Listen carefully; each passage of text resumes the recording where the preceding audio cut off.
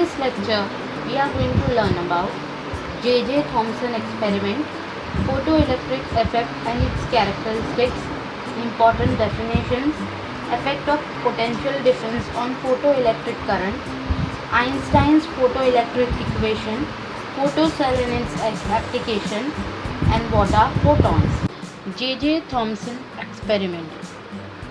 This is the photo of the scientist we are talking about. In 1897, what J.J. Thomson did was he performed an experiment which was related to discharge of electricity through gases, and accidentally he was able to discover electron. How was it possible? The working of the experiment is not important in your syllabus, but all they mentioned was this is the arrangement of the experiment he was doing.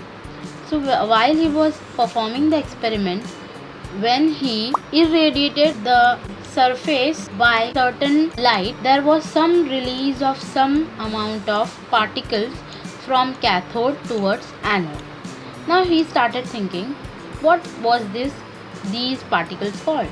He changed the light and also the intensity. Again, same particles begin to get emit. Eventually, by this, the experiment he was doing, accidentally by discovering these particles, he performed another experiment to confirm what were these particles called. He named it as electron. We will see later on what are electrons and photons in this chapter. What is photoelectric effect? They are asking you, what is photoelectric effect? Phenomenon of emission of electrons by certain substance or metals when they are exposed to some kind of radiation of suitable frequencies called photoelectric effect. See students, the working is simple. We have got a substance and we subject it to some kind of radiations towards it, and as a result there are removal of certain amount of particles from it. As we saw earlier in J.J. Thomson experiment, he discovered that these particles were called as electrons. These particles have the capability that they can be deflected by electric field as well as magnetic field. Also, if we take these type of metals like zinc, cadmium, magnesium, they only respond to UV lights and eject electrons. However, if we take lithium, sodium, potassium, cesium and we subject them to visible light, then they can release some amount of electrons. This is the mechanism. First, let us know what is the mechanism. This is our apparatus circuit diagram. A is the emitter electrode, C is the collector electrode, B voltmeter, microammeter, batteries and commutator. This is G is evacuated glass envelope tube, W is quartz window, and this is monochromatic source of light. Let us see the mechanism now. See, when the monochromatic source of light will emit some amount of light with some intensity and frequency, emitter electrode will absorb it. Then potential difference will be developed here in emitter electrode, and these all photons will be transferred to collector electrode, where collector electrode will collect them. Then with the help of voltmeter, we can measure the potential of the collector. With the help of microammeter, we can measure the photoelectric current and note down the readings. Also, with the help of commutator, we can reverse the polarities of both the electrodes and the working. And also, intensity of photoelectric current can be increased or decreased if we use different materials for emitter electrode. Characteristics of photoelectric effect. What are the characteristics of this?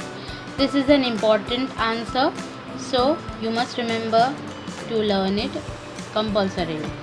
First point is, for any material there is no emission below this threshold frequency. As we saw earlier, what is threshold frequency? Below this point, threshold frequency, see, as you can see, there are no points plot. There can be any points on the x-axis but not on y-axis. So there is no increment in emission, or there is no subsequent emission given to us.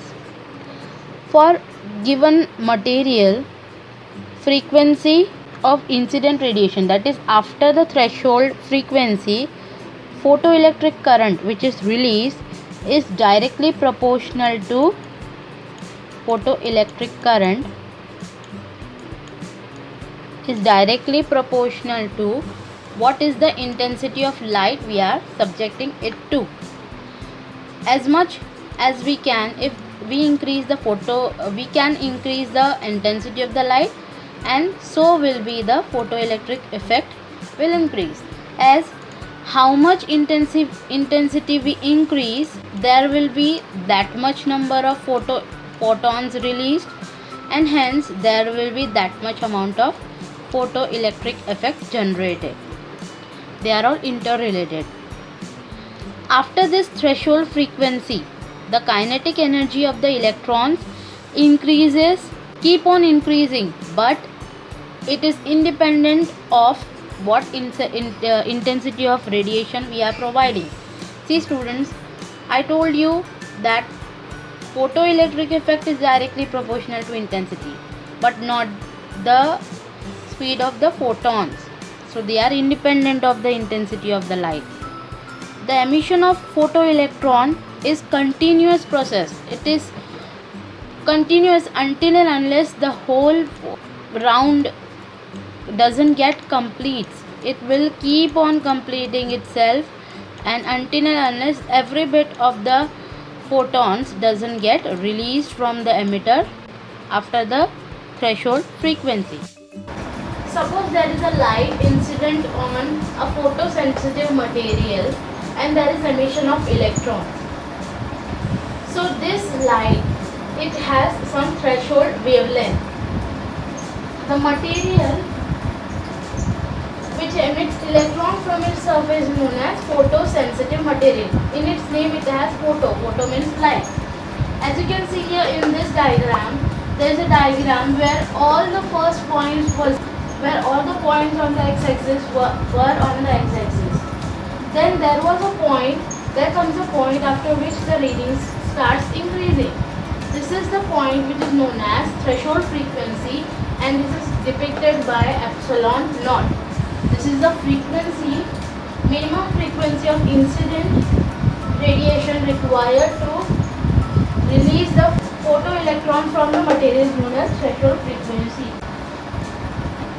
And the minimum wavelength of the light which leads in emission of electron is known as threshold wavelength. Photoelectric effect, and we have to see here effect of potential difference on photoelectric current at constant frequency on photoelectric current.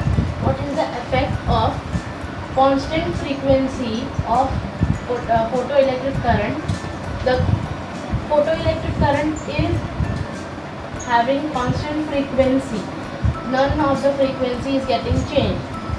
I1, I2, I3 are same. So let us know what is the changes getting to us. First of all, threshold frequency, which is the minimum frequency which is used to emit an intensity of radiation, incident radiation, intensity of the light radiating on the material is kept constant and the readings are measured.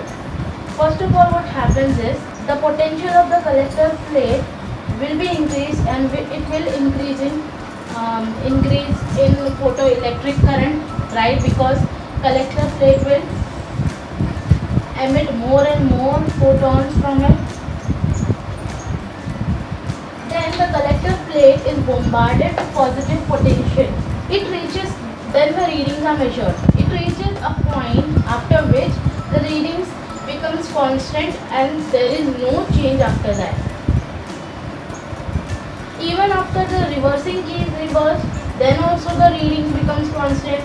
Even after the frequency of the radiation being constant, then also readings are constant, there is no change observed.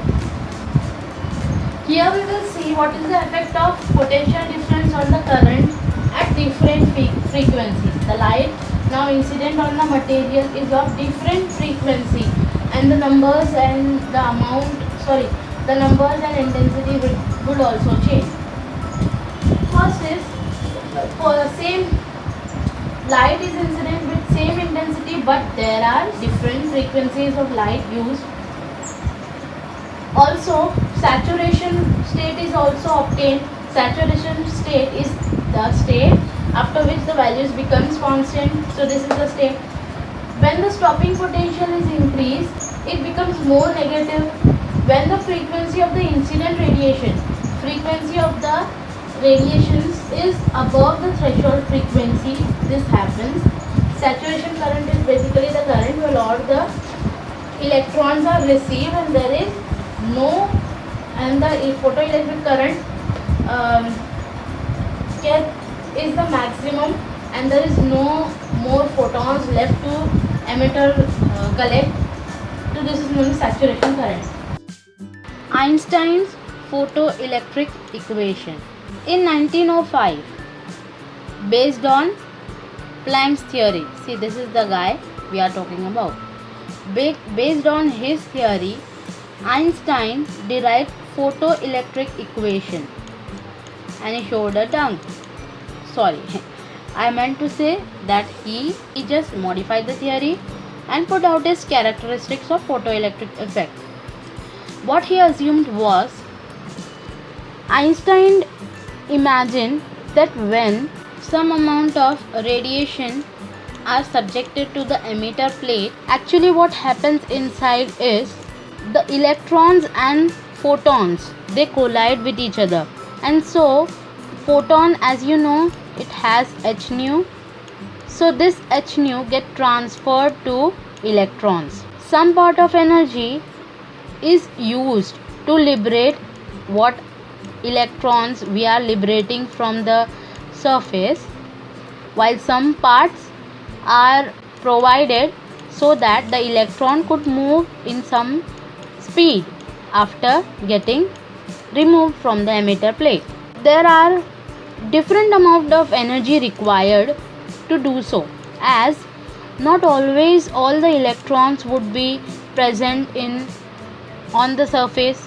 Some may be penetrated deep inside the surface, so more energy would be required to remove them so that they can get removed out of the surface, while the electrons which are present on the surface get easily removed. So this is this energy, whatever it is required, this is nothing but photoelectric work function of the emitter, which is the minimum energy required to liberate electron from the emitter to the surface. See, according to law of conservation of energy, what will happen? The formula is photon energy. Energy in the photon is nothing but how much kinetic energy it possesses of the electrons and what is the emitter work function. That means how much work it does. What is photon energy? It is h nu. And my maximum kinetic energy is kinetic energy to its max. What is the emitter work function? It is, we have to find. Let us take it as equation number 1. We know that, since we know that W0 is equals to K nu 0 and kinetic energy is nothing but half mv square. Let us substitute it in the equation 1. So, where nu is the threshold frequency, m is the mass of electron and v is the maximum velocity of electron with which it is traveling. Let us substitute it in this equation. Becomes h nu equals to half mv square max plus h nu 0. Then let us take it here in the left hand side. Half mv square max is equals to h nu 0 minus h nu. H becomes constant, so common, half mv square max. This is equation number 2. Also we know that half mv square max is nothing but E V0, where E is the charge of the electron and this V0 is stopping potential. Just remember what I am saying. E is the charge of electron and V0 is the stopping potential. Let us substituting 3 into we get half mv square is EV0 is equal to H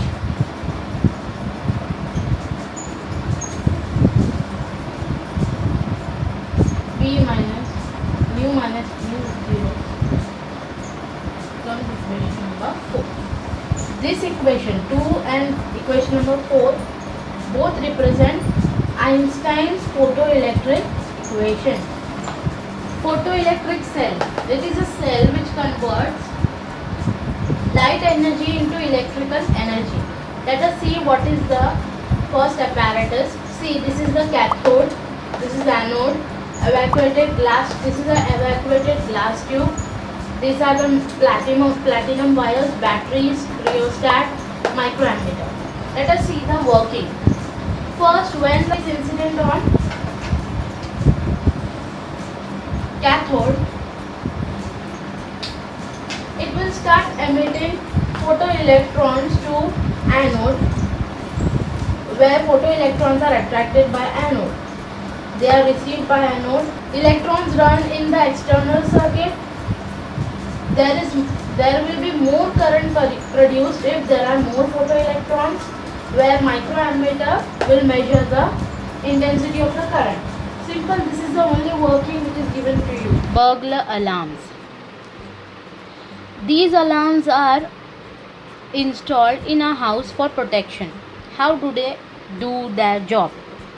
See, actually we from outside just enter some passcodes which only we or the owner has the access to, but from inside the working is something like this.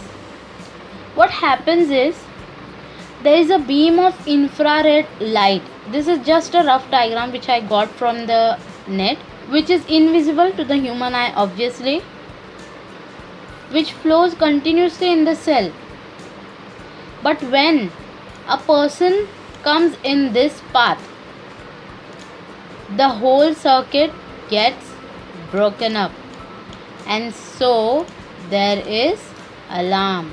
Simple as that. What are photons?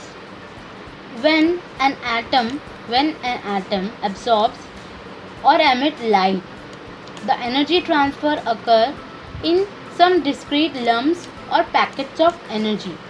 These lumps or packets are nothing but photons. See, from outside we see that there is a light bulb which is giving out some light, but from inside, from minute observance or from observing it very closely or from closer, it is somewhat like this, that there are small photons getting released which carry lights under them, or they are like workers which carry sacks of lights into them. Photon energy is expressed by E is equals to h nu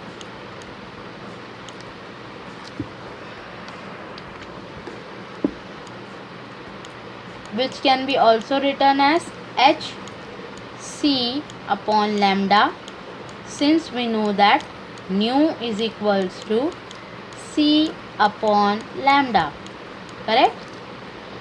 Where h is nothing but Planck's constant, whose value you have to remember in order to write them down into numerical point of view. Numericals would be there in another part. Do not fail to check them out, and if any doubt you can contact us.